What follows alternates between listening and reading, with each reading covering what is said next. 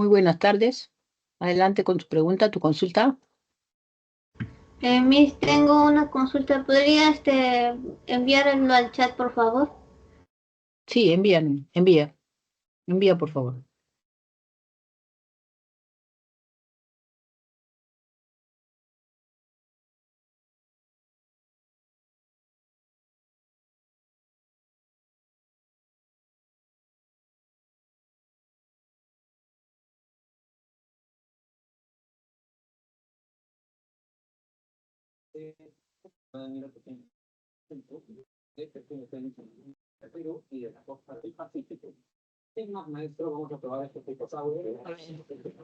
Mm.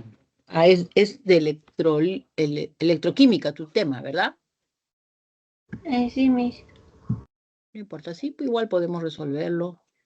En el siguiente esquema se muestra un proceso de electrólisis del cloruro de potasio. Lo primero que tienes que fijar es, veo que es acuoso, o sea, hay presente agua, una solución acuosa.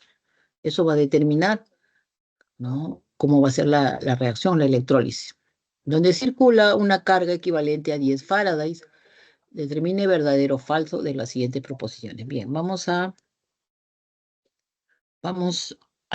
¿cómo se llama? A pegarlo en un, en un PPT para poderlo trabajar. Sí.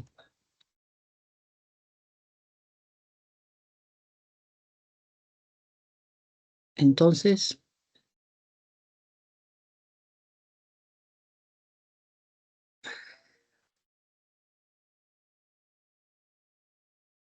listo.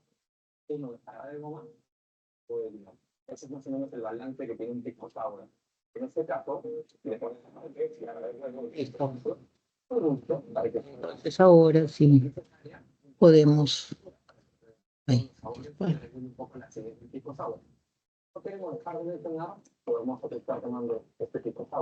ahí donde se fue. Ahí. Ya. Entonces aquí vamos a poner así. Ya, listo. En primer lugar, se me escucha, ¿no? Sí, Miss. Ya, en primer lugar te habla de este electrolito, cloruro de potasio. Pudo haber sido líquido, o sea, alcanzado su punto de fusión, o como en este caso, acuoso.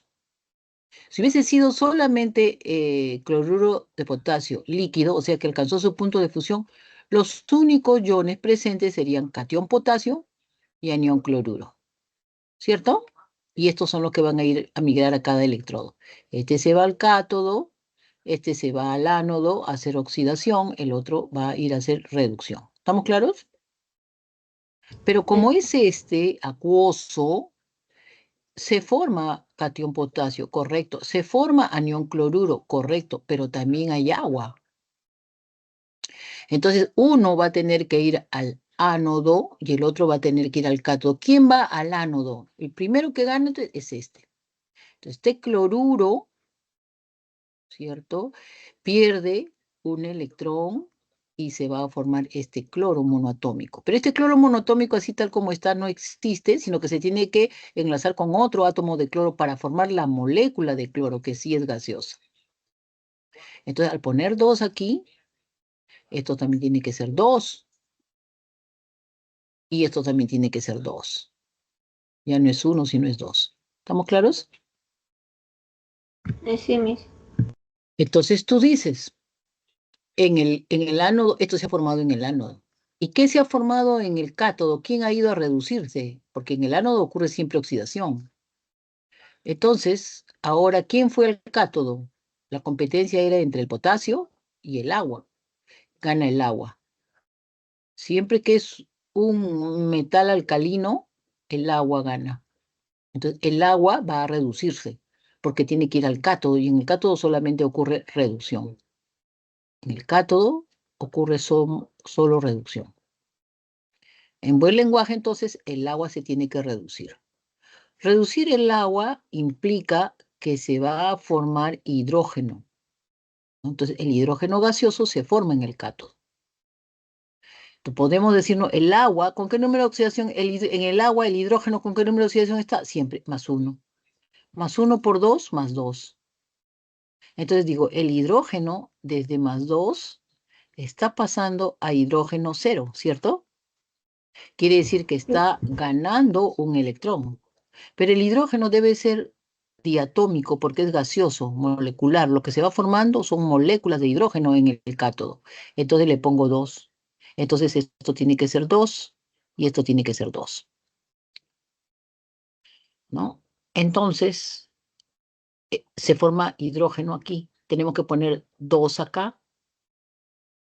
Se forma una mol de hidrógeno y gana 2 moles de electrones. Pero balanceando, hay 4 hidrógenos y 2 oxígenos, y solamente están saliendo 2 hidrógenos. Entonces le ponemos acá 2 OHs. Ahí sí está balanceada la reacción.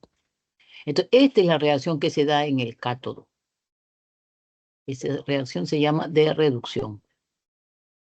Y esta es la reacción que se da en el ánodo, la reacción de oxidación, ¿no? Con esto yo puedo hallar cálculos estequiométricos. Por ejemplo, si yo quiero hablar de estequiometría, puedo decir que por una mol de cloro que se forme en el ánodo, se requieren 2 Faradays. O por una mol que se forme de hidrógeno, se requiere 2 Faradays. O en masa también, ¿no? O en números de átomos, en lo que fuera. Vamos a ver, por ejemplo, en el ejercicio. En el ánodo se liberan 5 mol de cloro gaseoso. ¿A partir de cuánto? Dicen con 10 Faradays. El único dato que tenemos es que circula una carga equivalente a 10 Faradays. Entonces nosotros decimos, ¿no? Estequiométricamente, lo que hemos analizado, ¿no? ¿Qué hemos analizado? Estequiométricamente, para que solo se deposite una mol de cloro gaseoso, lo acabamos de analizar, se ha requerido ¿cuánto? 2 Faraday. ¿Por qué 2 Faradays? Ah, porque 2 moles de electrones han circulado, se han necesitado. 2 Faradays entonces. Pero ahora me dice por dato, han circulado 10 Faradays. 10 Faradays. 10 Faradays por dato. ¿A cuántas moles de cloro equivalen? Que se van a formar. 5, ¿no es cierto? 5 mol de cloro gaseoso se formarán ¿dónde? En el ánodo, ¿cierto? Ya habíamos visto que era una oxidación. ¿Estamos? ¿Y qué me dice acá? En el ánodo se libera, es correcto, verdadero. La segunda alternativa dice, la masa de cloro gaseoso liberado es 3.55 por... Hacemos de nuevo la estequiometría, ¿no? Estequiométricamente, ¿cuántas se deposita una mol de cloro? Pero una mol de cloro en masa, si su peso atómico del cloro es 35,5, pero es diatómico, entonces sería 71, ¿cierto? Estequiométricamente se depositan 71 gramos de cloro. ¿Cuando circula cuánto? Cuando circulan 2 Faraday, ¿cierto? 2 Faraday, eso es estequiométricamente. Por dato del problema han circulado 10 Faradays, ¿cierto? Para 10 Faradays, vamos a ponerlo acá, por dato, 10 Faradays, ¿cuántos gramos se depositarán? Mis, Entonces, dime.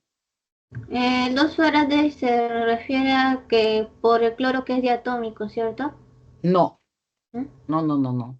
Se refiere a porque los Faraday están relacionados directamente a las moles de electrones que se ganan o se pierden. Si en una reacción, por ejemplo, tú tienes que el sodio, para pasar de sodio más 1, pasar a sodio 0, ¿ha perdido cuántos electrones? Ha ganado una mole de electrones, ¿cierto? Sí. Entonces, estequiométricamente, para que se deposite una mol de sodio, se ha requerido solo un Faraday. ¿Estamos? Por esto. Si tú Ah, tienes en otro ejercicio que el aluminio de más 3 pasó a aluminio 0, entonces tú dices, estequiométricamente, para que se deposite una mol de aluminio metálico elemental con número de oxidación 0, se requiere ¿cuántos Faradays? Ha ganado 3 moles de electrones, se requieren 3 Faraday. 3 Faradays. Y aplicas el dato acá, ¿no? Si solamente circula un Faraday, ¿cuántas moles de electrones? o lo aplicas en masa, ¿no? Una mol de aluminio en masa viene a ser su peso atómico. Entonces dice, 27 gramos es el peso atómico del aluminio. Entonces, estequiométricamente, para que se deposite 27 gramos de aluminio en el cato, ¿se requiere cuántos Faraday? 3 Faradays. Eso lo dice la estequiometría, solamente que lo estás expresando ahora en masa. Si solo por dato del problema, solo ha circulado un Faraday, entonces, ¿de cuántos gramos de aluminio depositado estamos hablando? De 9 gramos. ¿Te das cuenta? Y por entonces y por el cloro que es su carga es -2, por eso es 2 Faradays entonces. Claro, porque ha perdido este cloro de -1 ha ido a cloro cero, ¿te acuerdas? Entonces Así, quiere decir, ¿te acuerdas que vimos que el cloro, lo voy a repetir acá, el cloro de -1 está pasando a cloro cero? ¿Cuántos electrones está ganando? Uh, Perdiendo, ¿no es cierto? ¿Cuánto pierde? Uno, uno. ¿no es cierto? Uno. Pierde uno, lo vamos a poner acá. Pierde un solo mol de electrón. Pero este cloro está mal escrito. No es monoatómico, el cloro gaseoso es diatómico. Tienes que ponerle 2 acá. Al ponerle 2 acá, acá también tiene que ser 2. Dos cloruros forman una mol de cloro. Y entonces, ¿cuántos electrones serían en 2? Entonces, los Faraday vienen a ser 2. Para que se forme una mol de cloro gaseoso correctamente escrito, que es así, se necesita que pierda 2 moles de electrones, o sea, 2 Faraday. Ahora sí, por eso que le hemos puesto acá. Sí, pues. Gracias. Bueno, volviendo a tu ejercicio, la masa de cloro liberado será ¿cuánto? Entonces, ¿cuánto sale esto?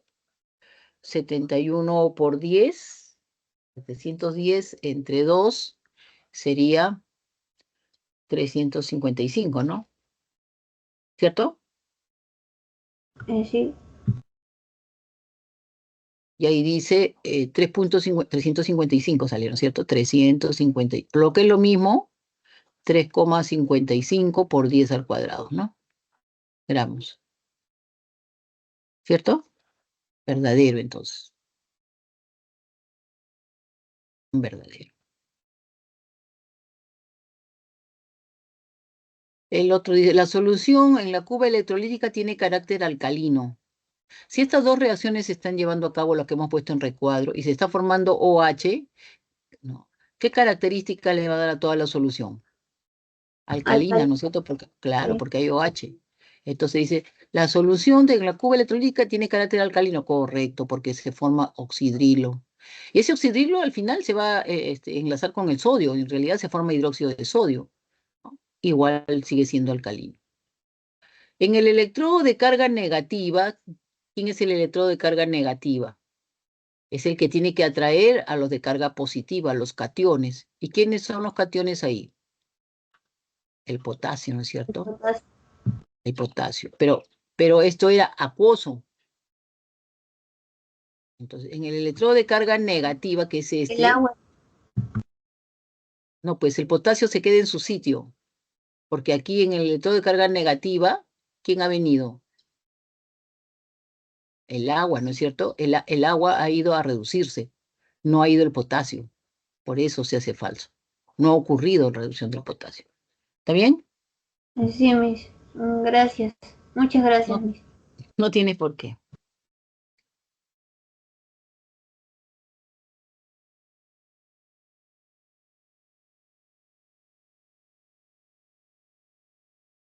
Bien, entonces vamos a resolver el ejercicio 1, en el cual vamos a tener que nos preguntan, ¿no? ¿Qué entendemos por los términos ecosistema, ecología, contaminación ambiental, ¿cierto?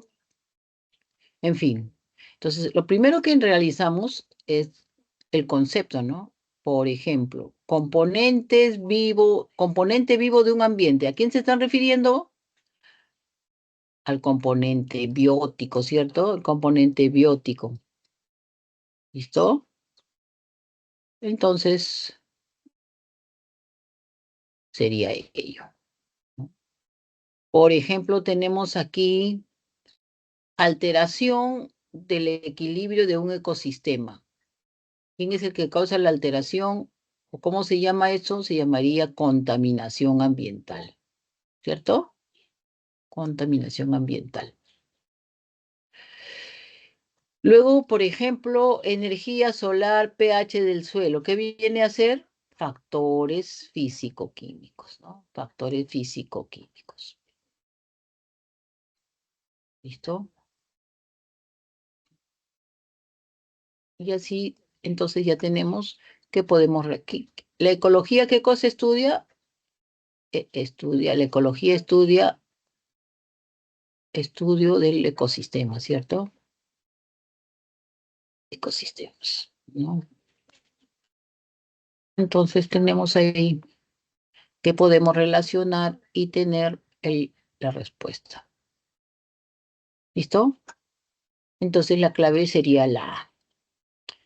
Vamos a ver la pregunta 2. La lluvia ácida es un fenómeno contaminante que se produce al combinarse el vapor de agua atmosférico con los óxidos gaseosos de azufre y de nitrógeno, formando ácido sulfúrico y ácido nítrico, ¿cierto? Que luego, respectivamente, ¿no? Con los óxidos de azufre formará el ácido sulfúrico, con los óxidos de nitrógeno formará el ácido nítrico, que luego este conjunto de ácidos, conocido como lluvia ácida, precipita, ¿cierto? Y va a modificar la composición, calidad de los suelos, los lagos, las construcciones hechas por el ser humano, ¿cierto? Las piedras, las rocas, el hierro y hasta los mismos seres humanos, ¿no? Entonces, la lluvia ácida afecta tanto al componente biótico como al componente abiótico. Entonces, ¿los ácidos presentes en la lluvia ácida son contaminantes secundarios? Correcto, ¿cierto? ¿Por qué se les llama contaminantes secundarios? Porque han sufrido una reacción, se han formado a partir del azufre, de los óxidos de azufre, y se han formado a partir de los óxidos de nitrógeno. Ha habido una reacción previa para formar este compuesto. Por eso se llama contaminante secundario. Una fuente de SO2 en la naturaleza son las erupciones volcánicas. Correcto, ¿no? Verdadero. Las erupciones volcánicas, ¿cierto? Son una fuente de contaminación. Cuando, por ejemplo, erupcionó el volcán Urbina, se puso en actividad, ¿cierto? Se arrojaron metros cúbicos de SO2 al medio ambiente. Este SO2 reacciona con el oxígeno y forma SO3. El SO3 reacciona con el agua y forma ácido sulfúrico, ¿no? La lluvia ácida. Entonces, correcto. Una fuente de SO2 también es la naturaleza mediante las erupciones volcánicas. Y otra fuente sería la humana, ¿no? El hombre en su actividad humana, por ejemplo, la minería, mediante el proceso de tostación, también elimina SO2 al ambiente, ¿no? Entonces, pero si se está refiriendo solo a la naturaleza, pues son las erupciones volcánicas. Verdadero, entonces. Y la última, afectan a los lagos aumentando el valor del pH, no, disminuyendo, porque el ácido al precipitar aumenta la concentración de hidrógeno, o sea, disminuye el pH. Lo que lo hace siendo incorrecto es que aumenta, ¿no? No, no es aumento, es disminución, ¿no? Disminución, ¿no? Entonces, esa es la parte que está incorrecta, ¿no? Es disminución, ¿no? Disminuye, ahí está bien, disminuye.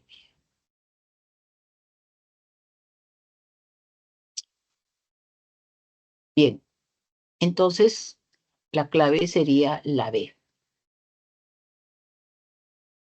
¿no? Bien,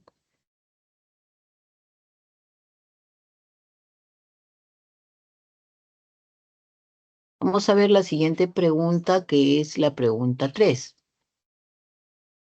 El smog fotoquímico, también conocido como smog oxidante, ocurre cuando los óxidos de nitrógeno y otros compuestos provenientes del motor de combustión, ¿cierto? Salen a altas temperaturas estos gases óxidos de nitrógeno, reaccionan con otros componentes del aire, ¿no? Entonces, esa reacción que se da la hemos visto en la revisión, ¿no? Por ejemplo, vamos a verlo acá, lo vamos a repasar, ¿no? Por ejemplo, esto es lo que se da, ¿ven? Entonces sale producto de la combustión, ¿no? Sale óxidos de nitrógeno, ¿cierto?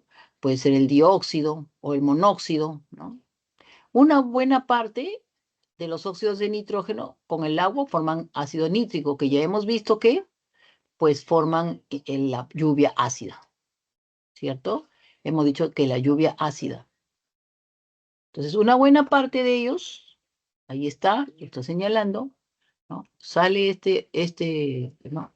Se emite este óxido de nitrógeno y en presencia de la luz solar, va a, va a realizar otras reacciones, pero primero veamos la que forma la lluvia ácida, ¿no? Para formar ácido nítrico. Pero otra buena parte de los óxidos de nitrógeno que sale van a reaccionar con hidrocarburos que también están saliendo del tubo de escape a altas temperaturas y van a formar, ¿no? Van a formar compuestos nitratos de peroxiacilo, son componentes del hemofotoquímico, aldehídos, formaldehídos. Y otro componente importante del smog fotoquímico es el ozono. ¿Y cómo se forma el ozono? Bueno, el óxido de nitrógeno, ¿no? Se convierte en óxido nítrico y una parte en oxígeno atómico.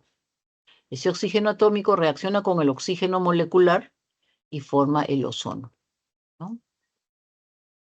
Entonces nosotros tenemos acá la reacción, ¿ven? El dióxido se desdobla en monóxido y oxígeno. Este se llama oxígeno monoatómico. Es muy reactivo también. Este oxígeno monoatómico reacciona con el oxígeno molecular y forma el ozono. Y este se conoce como ozono troposférico porque esta reacción ocurre en la troposfera. Este ozono con otros compuestos orgánicos, ¿no? Compuestos orgánicos volátiles forman los nitratos de peroxiacilo, ¿no? Que son tóxicos. Entonces, si a mí me dijeran, encierra en un círculo los componentes del smog fotoquímico, sería el ozono, el peroxiacilnitrilo, ¿no? Y también se formarían aldehídos, cetonas, ¿no? Todo ello se llama smog fotoquímico. Compuestos orgánicos volátiles con hidrocarburos están saliendo conjuntamente con los óxidos de nitrógeno. Bien, entonces, una vez que ya hemos revisado bien y tenemos bien claro qué cosa es, vámonos al ejercicio, ¿no?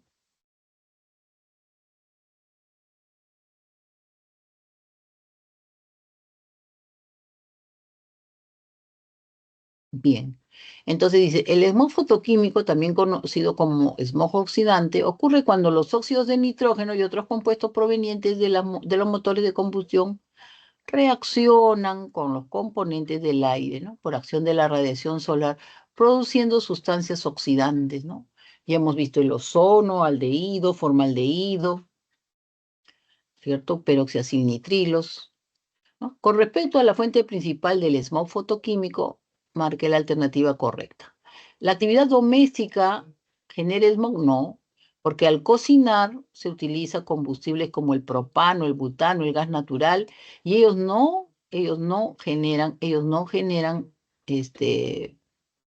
no generan óxidos de nitrógeno, ¿no? Generan monóxido, generan dióxido, eso sí genera, pero estos no forman smog, ¿no? Estos no forman smog. Entonces, no, incorrecto, ¿no es cierto? Las sustancias provenientes de los motores de combustión, eso sí, ¿no? Los motores de combustión, ¿cierto? Van a eliminar por el tubo de escape a altas temperaturas los óxidos de nitrógeno, van a eliminar también hidrocarburos, ¿no?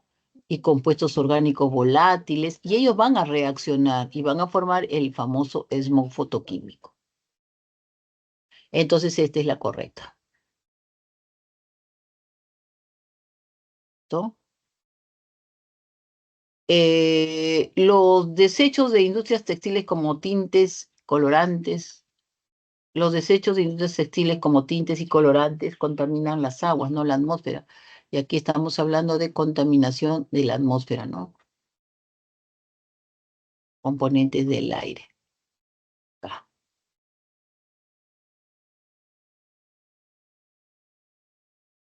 Bien, entonces, no contaminan la atmósfera, no contaminan el suelo, los textiles, no contaminan las aguas, pero no la atmósfera.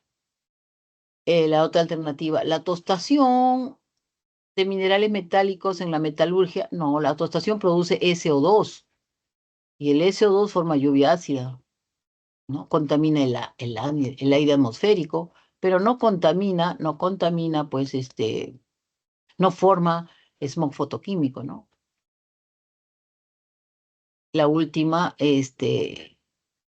los pesticidas organoclorados utilizados en la agricultura, los pesticidas utilizados en la agricultura contaminan los suelos, no contaminan la atmósfera. Entonces, no. El único sería los, las sustancias provenientes de motores de combustión de automóviles, ¿no? Entonces, la combustión que se da, que genera óxidos de nitrógeno, es la que va a formar el smog fotoquímico. Entonces, en esta pregunta número 3, la clave sería la B, ¿no? La B. Vamos ahora a hablar de la 4.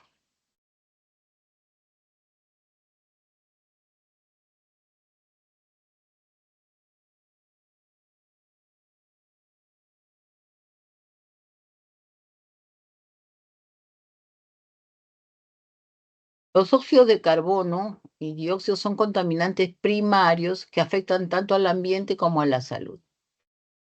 Bueno, este es un tóxico inmediato. Inmediatamente ¿no? Se inhala monóxido, ¿no? Es muy probable, dependiendo de la cantidad, que la persona muera por asfixia, ¿no? No se va, porque priva de oxígeno a las células.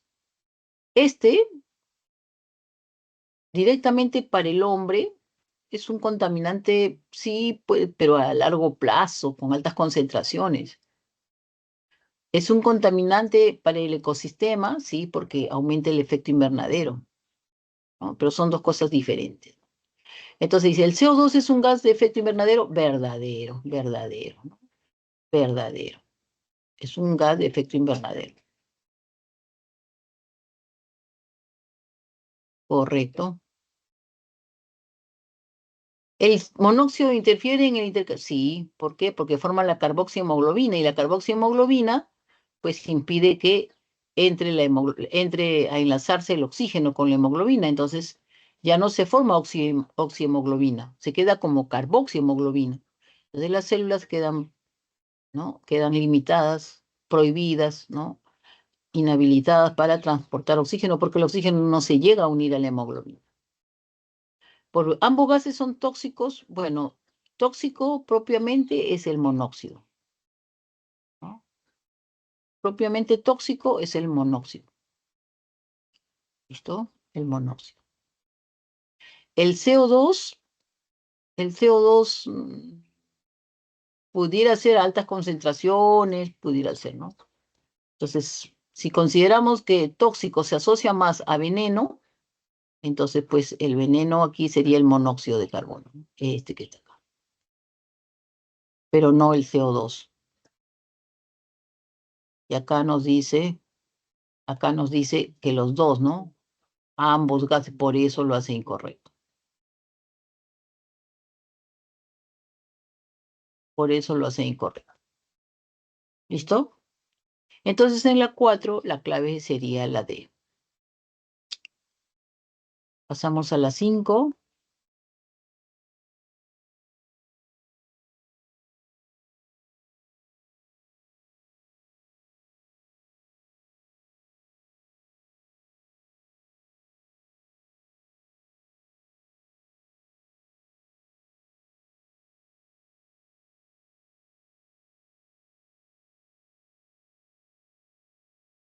Bien, vamos a ver la 5.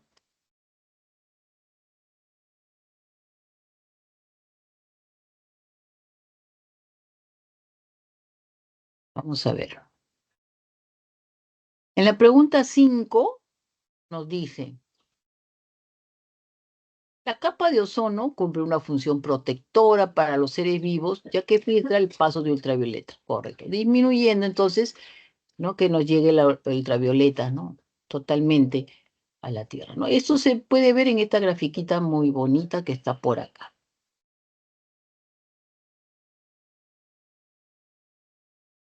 Aquí ven, ahí podemos ver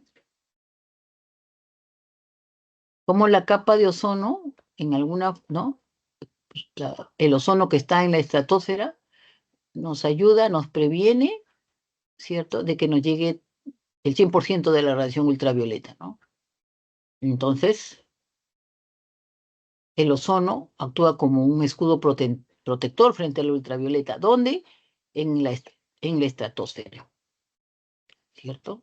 Pero este ozono va a verse perjudicado por la presencia de radicales libres. ¿Y de dónde vienen estos radicales libres?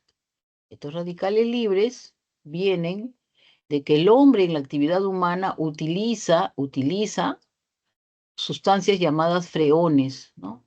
Estos freones se usan en la industria de la refrigeración, en la industria de los aerosoles, ¿no? Porque son propelentes, o sea, impulsan a altas presiones, se envasan, ¿no? En estas latas de aerosoles se envasan la sustancia aromática, la sustancia que se quiere, ¿no?, atomizar, ¿no?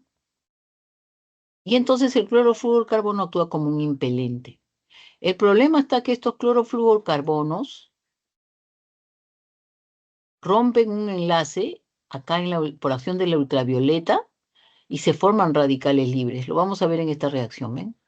Ahí está el clorofluorcarbono, porque aquí en la troposfera al hombre no le hace, o sea, utiliza como refrigerante y no es tóxico para nosotros.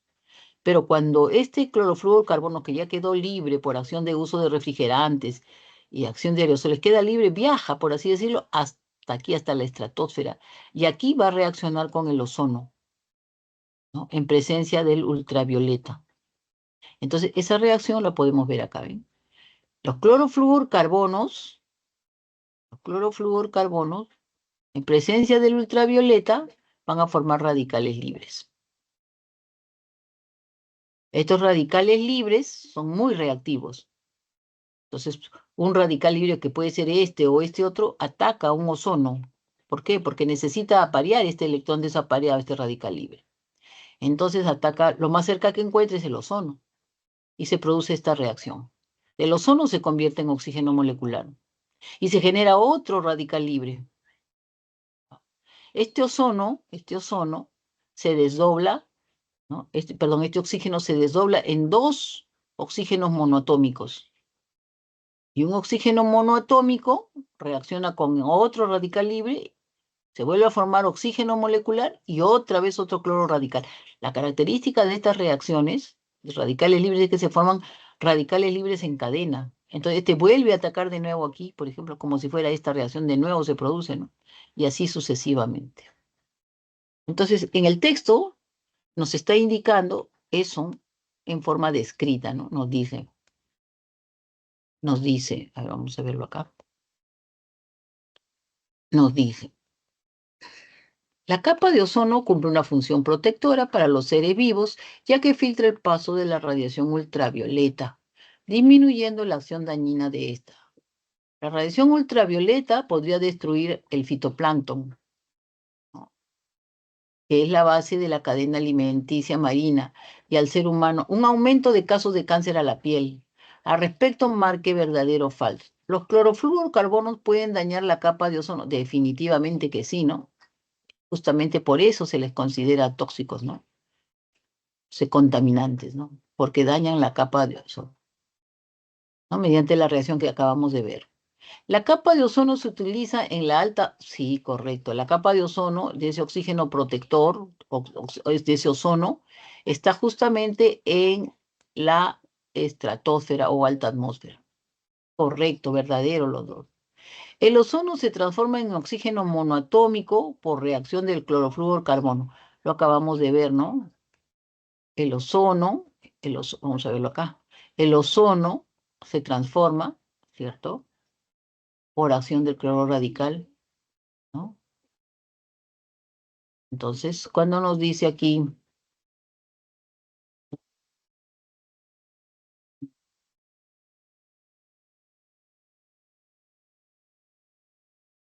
El ozono se transforma en oxígeno monoatómico por reacción con el clorofluorcarbono, tenemos ahí, ¿no?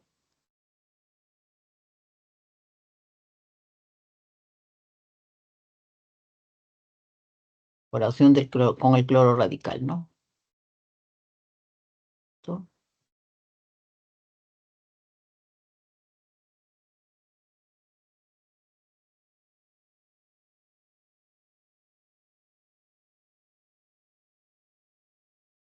Bien, bien, entonces se forman oxígenos monoatómicos en la reacción, ¿no? Bien, entonces verdadera las tres, entonces la clave sería en la 5 la E. Vamos a ver la pregunta 6. Entre los contaminantes, en la pregunta 6, entre los contaminantes, el suelo es uno de los soportes sobre el cual ocurren fenómenos vitales que se desarrollan en el planeta. En la parte superficial de la litósfera y está constituido por partículas minerales, materia orgánica, aire y agua. Con respecto a la contaminación del suelo, está diciendo específicamente contaminación del suelo, ¿no es cierto? Pues eso tenemos que tener en cuenta. Con respecto a la contaminación del suelo, marque verdadero o falso. Entre los contaminantes del suelo se tienen metales pesados, efectivamente, ¿no? Que pueden provenir de la industria, generalmente de la minería, ¿no? De la minería. Plomo, cadmio, mercurio, vienen de la minería, lo que le llaman los relaves, ¿no? Entonces, efectivamente,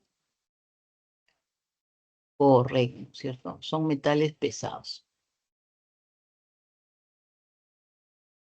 Los plaguicidas son beneficiosos para el suelo, ya que no, los plaguicidas son contaminantes que tienen un tiempo de vida media muy grande. Entonces contaminan el suelo porque no se puede degradar y queda ahí por años, ¿no? Como contaminante. Entonces no es beneficioso para el suelo. Entonces falso esta, ¿no? Esta no es correcta, es falsa.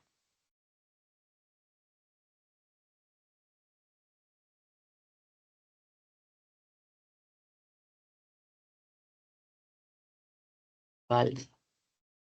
Y la salinización es un proceso contaminante ya que dificulta la absorción de agua por parte. Cuando hay altas concentraciones de sal, ¿no? El ser vivo que está acostumbrado a otras concentraciones de sal más baja, pues va a ver alterada su fisiología. Efectivamente, ¿no? Dificulta la absorción de agua en las plantas, eso es verdadero, ¿no? El proceso de salinización, entonces, ¿no? Si se eleva la concentración de sal, pues vamos a tener esa respuesta, ¿no? Que los seres vivos, en este caso las plantas, ¿no? No van a poder absorber el agua. Entonces, la clave en la 6, verdadero, falso, verdadero, la clave sería la C, ¿no?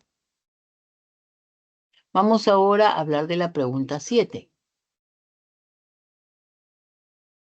En la pregunta 7 dice, la contaminación por bionutrientes se refiere a aquellas que son producidas por sustancias que contienen nitrógeno en forma de nitrato, ahí está, ¿ve? Este es un bionutriente para ciertas plantas acuáticas, ¿no?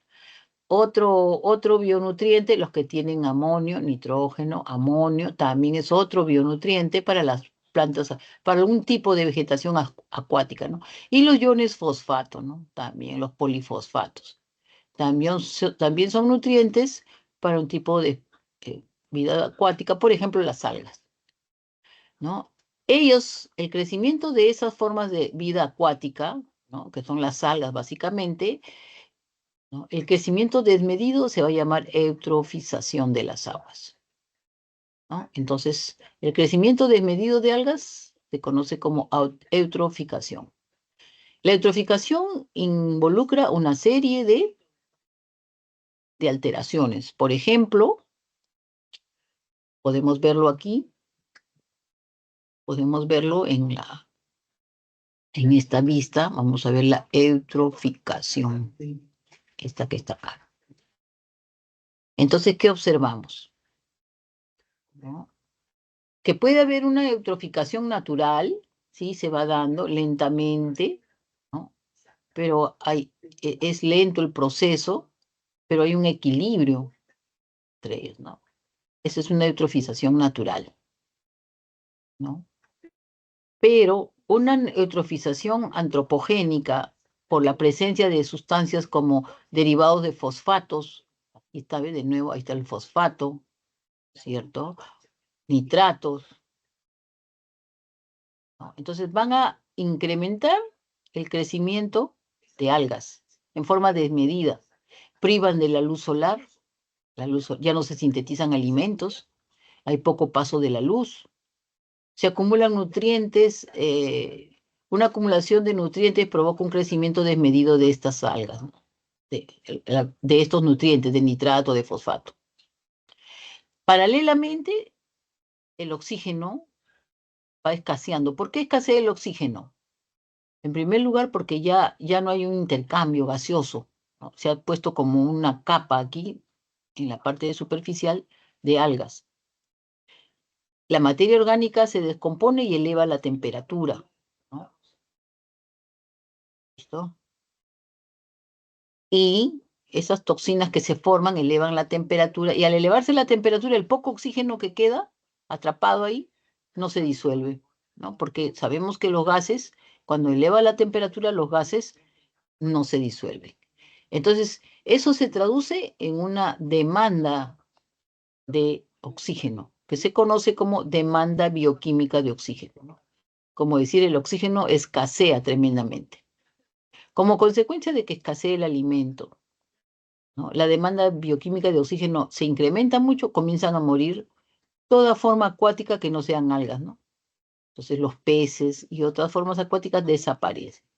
A eso se le llama entonces eutroficación antropogénica. Se produce una disminución de la concentración de oxígeno, aumenta la demanda bioquímica de oxígeno, el lago se cubre de vegetación por algas, se convierte en un pantano de modo acelerado. Entonces, una vez que hemos entendido lo que es la eutroficación, vamos a responder respecto a la eutroficación. ¿Qué nos está diciendo respecto a la eutroficación? Nos dice la contaminación por bionutrientes, que son los nitratos, el amonio, fosfatos, ¿cierto? Generan eutroficación de las aguas. Marquemos verdadero o falso. Los detergentes son contaminantes, ya que en su composición presentan los iones fosfato. Ahí están los iones fosfato que presentan. Efectivamente, verdadero, ¿no? Verdadero. Verdadero. Los bionutrientes incrementan el crecimiento de vegetación acuática, disminuyendo, verdadero, ¿no? Escasea el oxígeno por las razones que ya hemos visto, ¿cierto? Entonces, verdadero. Vamos a ponerle acá, verdadero. Por último, la eutrofización de un lago puede dar lugar a la forma, verdadero, ¿no? Se forman las ciénagas, los pantanos, las ciénagas, hasta que llega a un estadio más avanzado que son los desiertos. Entonces, en estas 7, las 3 son verdaderas, entonces la clave es la A. Todas verdaderas, la clave sería la A.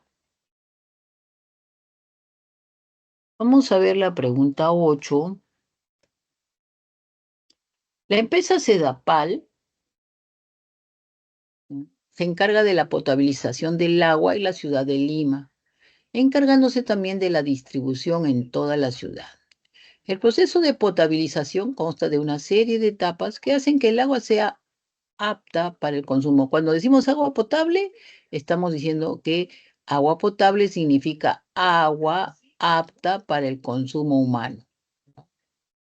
No quiere decir para tomarla directamente, sino para que el hombre se desarrolle, crezca, ¿cierto?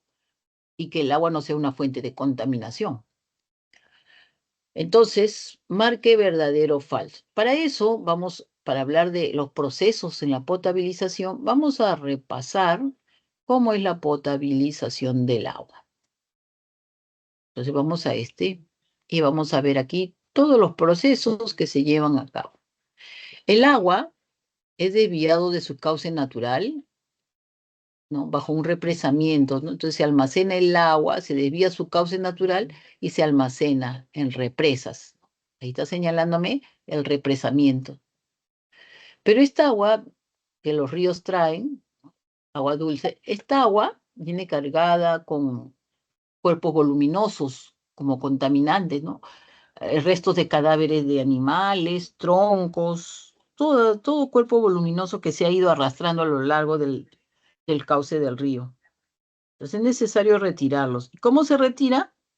Se retira utilizando un cribado, ¿no? Un cribado.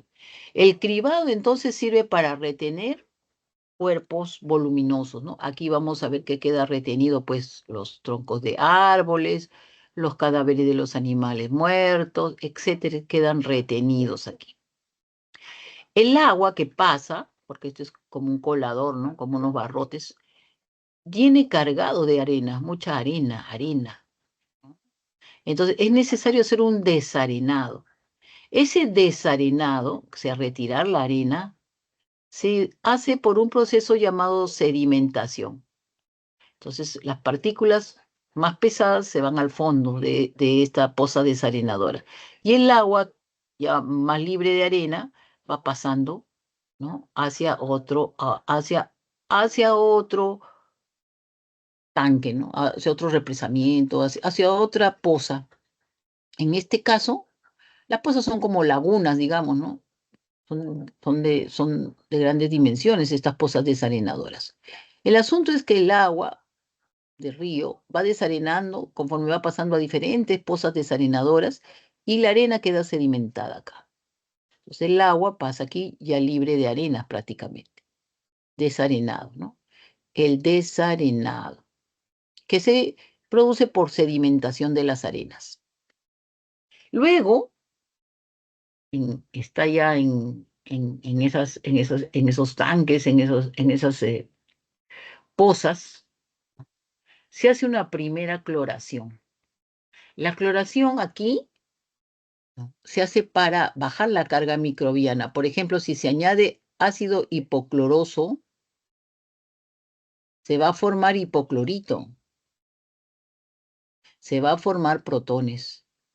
Entonces, en medio ácido, la acción de este ácido hipocloroso es más fuerte.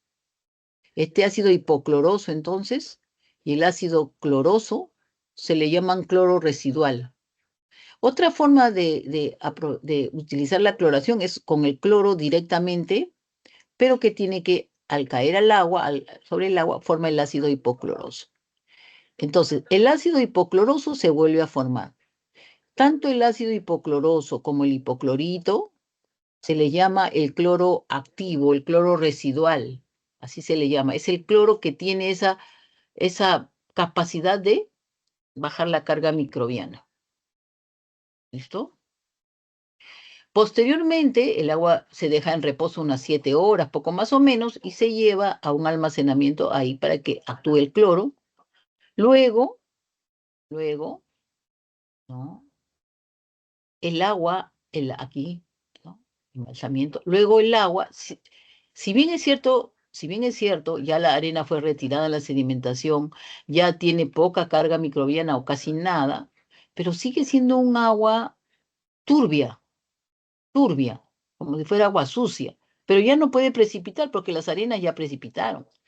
Esa turbidez que presenta el agua se debe a unas sustancias que tienen tamaño de un coloide, que no son tan pequeñitas como para disolverse, ni tan grandes, ¿no?, que tengan tanta masa como para precipitar. Quedan así suspendidas, dándole al agua ese aspecto de turbidez. Entonces se necesita añadirle floculantes. ¿Qué son los floculantes? Son sustancias que cuando ven un coágulo, aquí se van a pegar a ese coágulo y lo van a hacer crecer de tamaño. Lo hacen crecer de tamaño los coagulantes, ¿no? Entonces, ese proceso se llama coagulación o floculación. Entonces, ¿qué cosa es una coagulación o floculación? Es hacer que los coloides que están ahí presentes, ¿cierto?, crezcan de tamaño. Eso se llama floculación o coagulación. ¿Qué sustancias hacen ese proceso de pegarse al coágulo para que precipite después, ¿no? Porque como ahora ya va a tener más masa, van a precipitar. Esas sustancias que logran pegarse al coágulo se llaman sustancias floculantes o coagulantes. La más conocida es el alumbre, alumbre. El alumbre, el alumbre, ¿listo? Es una sal, es el sulfato de aluminio tetradeca hidratado, ¿no?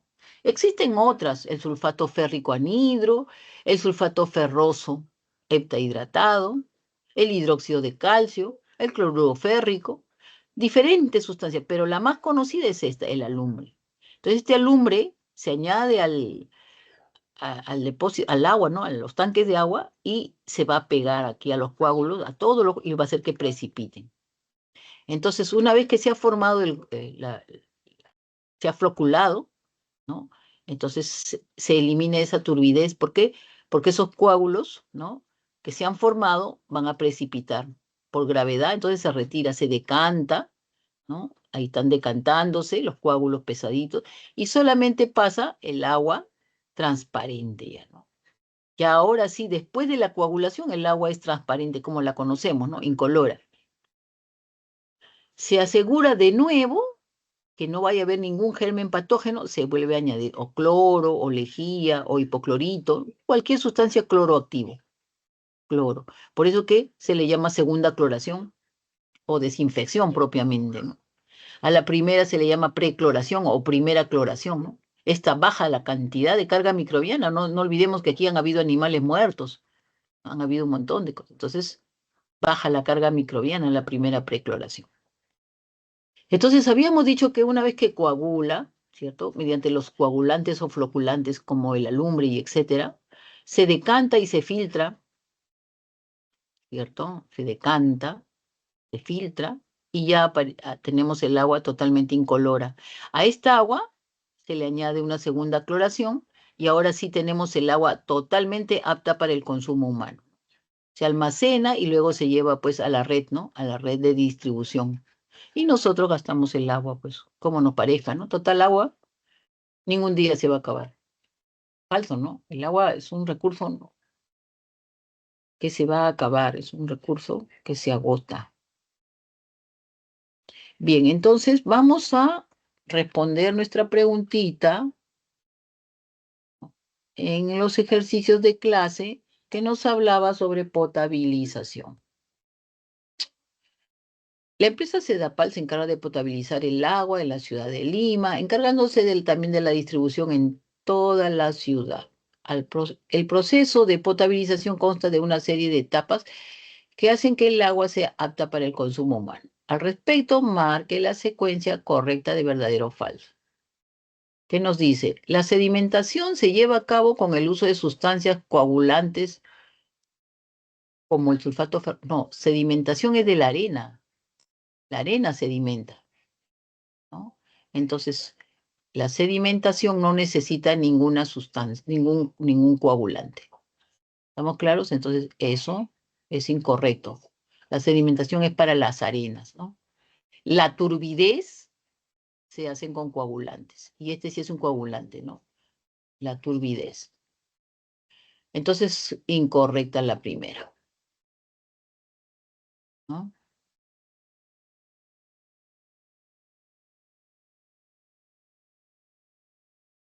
Incorrecta. Vámonos a la segunda. La cloración tiene por finalidad eliminar los residuos de contaminación bacteriana. Correcto, ¿no? Sea en la primera etapa o en la segunda etapa, eso es correcto. La cloración disminuye la carga microbiana. La segunda asegura de que no vaya a haber esto, no vayan a haber ya ningún resto de carga microbiana, ¿no?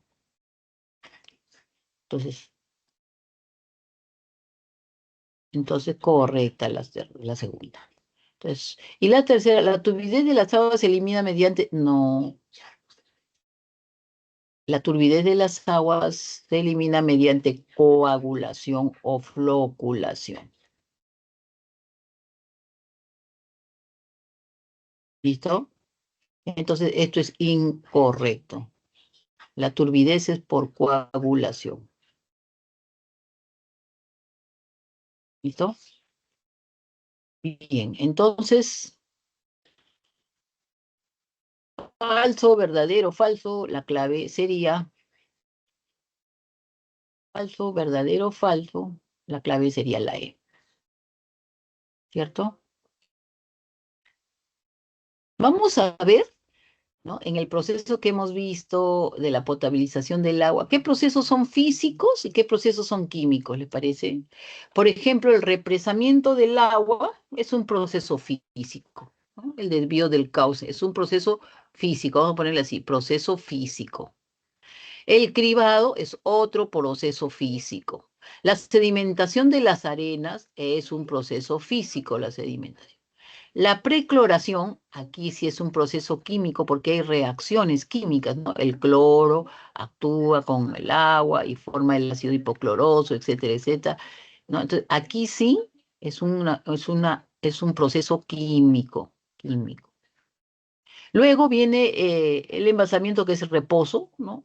Prácticamente el almacenamiento del agua preclorada para que actúe el cloro. Pero si me preguntan específicamente, es un proceso físico, ¿no?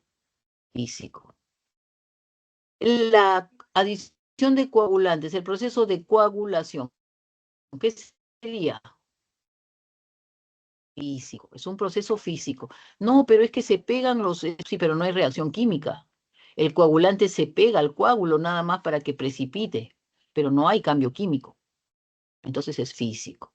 La decantación y filtración, pues es un proceso físico, ¿no es cierto? Es un proceso físico. Decantación es físico. Coagulación es físico. Decantación y filtración es físico, acabamos de verlo. La desinfección, otra vez actúa el cloro, el cloro, el hipocloroso, el hipoclorito, ese sí es químico. Y bueno, el almacenamiento de agua potable, pues que es estado físico, ¿no? Entonces, los únicos procesos químicos en la potabilización del agua son la primera cloración y la segunda cloración. O dicho de otra forma, la precloración y la desinfección, ¿no? En ambos casos, lo que se quiere es desaparecer la carga microbiana. La primera no consigue el objetivo, pero sí disminuye mucho la carga microbiana. Y la segunda sí, desaparece cualquier forma ya que haya quedado resistente, ¿no? Entonces, en la pregunta, la turbidez se elimina mediante la sedimentación, es falso, ¿no? La turbidez se elimina, se desaparece con la coagulación. Entonces, la clave sería la E. Vamos a ver los propuestos. Ahí les voy a mencionar los propuestos, a ver. Los seres vivos conforman el componente biótico, correcto. Un ecosistema marino es el conjunto de seres vivos. No faltan los seres abióticos, ¿no? No solo, un ecosistema tiene los dos componentes y aquí solamente me está mencionando uno. Falta el componente abiótico. Por eso es incorrecto, ¿no? No solamente es biótico, no solamente de seres vivos, ¿no? Está faltando el componente abiótico. Un ecosistema tiene los dos componentes. Y por eso lo hace falso. Es falso, ¿no es cierto? Porque solamente está mencionando a los seres vivos. Entonces, esto es falso.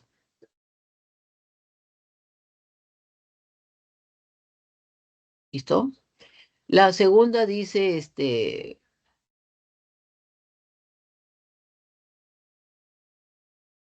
los seres vivos conforman el componente vivo. Ya habíamos dicho que sí, verdadero. Vamos a ponerle aquí con amarillito. La tercera, un componente abiótico de un bosque son las rocas, correcto. Las rocas, las piedras, el suelo, el agua, ¿no? Efectivamente, verdadero. Entonces tenemos que la clave sería verdadero, falso, verdadero. La clave sería la A, ¿no? Y la tiene marcadita también. Vamos a ver la pregunta 2 que nos dice, explique en cuáles de las siguientes afirmaciones la contaminación es provocada por la actividad natural. Actividad natural. Escape del metano de un yacimiento carbonífero. ¿El hombre forma los yacimientos? No, no es cierto. Es una manifestación de la naturaleza. Entonces, entonces, el escape del metano a partir de un yacimiento carbonífero es una manifestación de la naturaleza. Que si me hubiese dicho escape del metano de una central termonuclear, ahí sí, porque el hombre está manipulando ese metano, ¿no? En la central termonuclear. Pero aquí me está hablando de un yacimiento, entonces esto es natural. La presencia de radón radiactivo en una región, entonces nos está preguntando cuál es la actividad natural. Entonces, la actividad natural son los vertidos de las aguas servidas al mar, ¿no? Esa es provocada. ¿Nosotros qué queremos? Provocada por actividad natural. Entonces, solamente esta, pues, ¿no? Porque esta que está aquí, presencia en una región, el hombre ha manipulado esto. Vertidos de agua, el hombre, ¿no? Maneja a través de las aguas residuales, los colectores, etcétera, contamina el mar, efectivamente. Entonces, una contaminación humana, ¿no? Por actividad humana. Esto también es una contaminación por actividad humana. La última, fertilización de un campo de cultivo con fertilizantes igual, es una actividad humana. La única actividad natural es esta, ¿no? Esta, a ver, veamos un ratito. Esta. Presencia de radón radioactivo como composición del suelo. Claro. Estaba interpretándole mal. Como composición del suelo, sí, esas dos, ¿no? Entonces, ¿qué dice? Los vertidos de agua servidas se producen por la actividad humana. En la fertilización de un campo se vierten los regadíos al río mar, que provoca una contaminación de actividad humana. Entonces, solamente natural serían estas dos. Un grupo de compuestos fueron empleados en mucho tiempo como propelentes de aerosoles y como refrigerantes en la industria de la refrigeración. A pesar de tener muy baja toxicidad en los seres vivos, ha sido prohibido su comercialización en países desarrollados, por ser los principales responsables de la destrucción de la capa de ozono. ¿Cuál de las siguientes especies químicas corresponden a este grupo de compuestos? Entonces tenemos, ¿no? Los que destruyen la capa de ozono son básicamente los derivados del clorofluorcarbono, porque van a formar ¿qué cosa? Radicales libres, ¿no? El cloro radical y el clorofluorcarbono radical. Entonces tenemos, la clave es la A. En la pregunta 4 nos dice, la contaminación ambiental es producto de la aparición de alguna sustancia o su aumento de concentración en un medio que afecte la vida de un ser vivo. Esta se puede dar en grandes ecosistemas como el aire, el agua, el suelo. Al respecto, marque la alternativa correcta. A ver qué dice. En la metalurgia del hierro, a partir de la hematita, produce principalmente, no se produce SO2. La hematita no tiene azufre, por lo tanto no puede haber SO2, ¿no? Que genere lluvias ácidas. No, esto es incorrecto, ¿no? Entonces, incorrecta esta de acá. La segunda, la capa de ozono nos protege de los rayos infrarrojos, no, ultravioleta, no. Incorrecta. La combustión de los bosques incrementa la cantidad de oxígeno, no, de monóxido, ¿cierto? De monóxido, de dióxido, incorrecta, ¿no? Las aguas hervidas a elevadas temperaturas y vertidas al mar disminuyen la cantidad de oxígeno, claro, porque como se eleva la temperatura, se disuelve, la solución de oxígeno es pequeñísima, desaparece prácticamente el oxígeno, ¿no? En las aguas calientes, ¿no? Entonces, cuando hay contaminación por aguas hervidas, definitivamente la temperatura se ha elevado y entonces el oxígeno ya no se disuelve.